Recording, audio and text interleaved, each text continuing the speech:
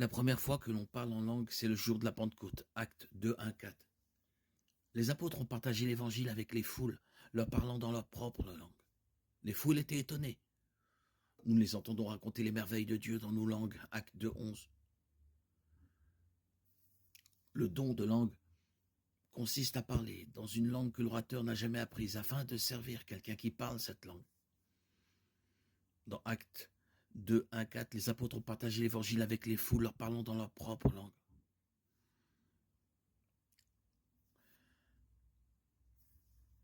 Dans 1 Corinthiens 12, 14, Paul parle des dons miraculeux en disant « Et maintenant, frères, si je vais à vous et que je parle en langue, à quoi vous servirai-je? Si je ne vous apporte quelques révélations ou connaissances ou prophéties ou paroles d'instruction. » 1 Corinthiens 14, 6. Selon l'apôtre Paul, et en accord avec les langues décrites dans les actes, parler en langue est utile à celui qui entend le message de Dieu dans sa propre langue. Mais il est inutile à tout le monde, à moins qu'il ne soit interprété et traduit. Une personne qui avait le don d'interpréter les langues, 1 Corinthiens 12, 30, pouvait comprendre ce que disait un locuteur en langue, même s'il ne connaissait pas la langue parlée. L'interprète en langue communiquait alors le message de celui qui parlait en langue à tous les autres, afin que tous puissent comprendre. C'est pourquoi si quelqu'un parle en langue, qu'il prie pour que ce soit l'interprète qui interprète ce qu'il dit. 1 Corinthiens 14, 13. La conclusion de Paul concernant les langues qui n'étaient pas interprétées est puissante. Or, dans l'Église, j'aime mieux dire 5 paroles intelligibles pour instruire les hommes que 10 000 paroles en langue. 1 Corinthiens 14, 19. Le don des langues est-il pour aujourd'hui? 1 Corinthiens 13, 8 mentionne la fin du don des langues, bien qu'il relie cette fin à l'arrivée des parfaits. Dans 1 Corinthiens 13, 10, certains évoquent une différence de temps entre les verbes grecs qui font référence à la prophétie et à la connaissance, qui cessent, et ceux qui font référence aux langues, qui cessent comme preuve que les langues ont cessé avant l'arrivée du parfait. Bien que cela soit une interprétation possible, cela n'est pas explicitement clair dans le texte. Certains évoquent également des passages tels que Ésaïe 28, 11 et Joël 2, 28, 29, comme preuve que le parler en langue était un signe du jugement prochain de Dieu. 1 Corinthiens 14, 22 décrit les langues comme un signe pour les incrédules.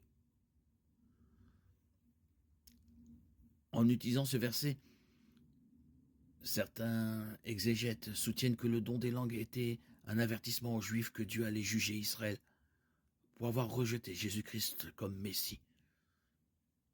Par conséquent, lorsque Dieu a effectivement jugé Israël avec la destruction de Jérusalem par les Romains en 70 après Jésus-Christ, le don des langues n'a plus rempli son but prévu. Ce point de vue est également possible. Mais le but premier des langues qui sont accomplies n'exige pas nécessairement la cessation du don. L'Écriture n'affirme pas de manière concluante que le don de parler en langue a cessé.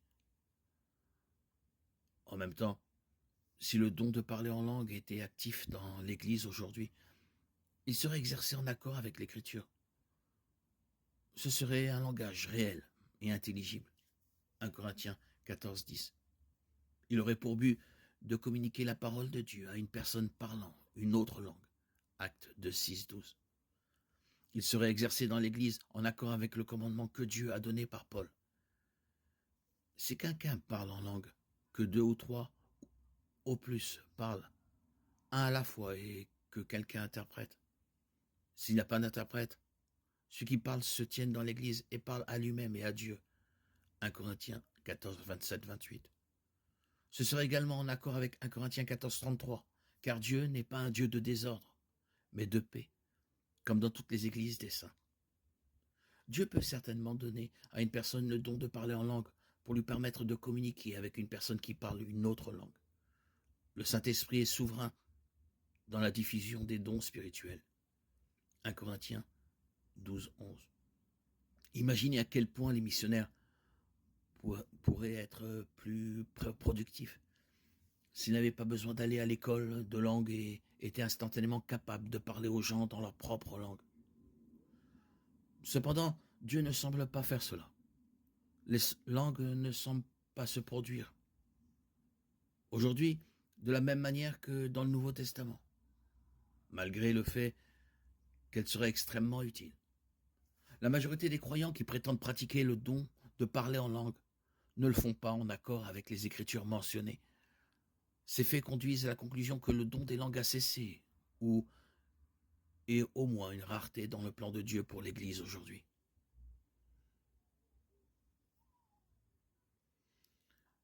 La Bible ne fournit aucune preuve que Jésus ait parlé en langue.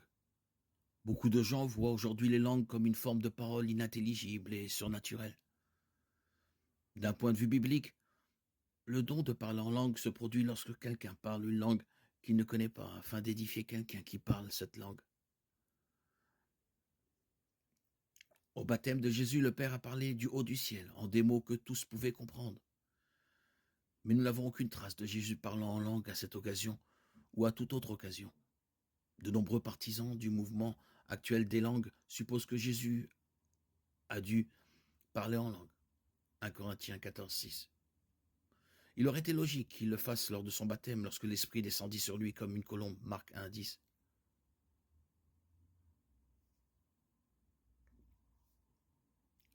Jésus leva les yeux au ciel et poussa un profond soupir.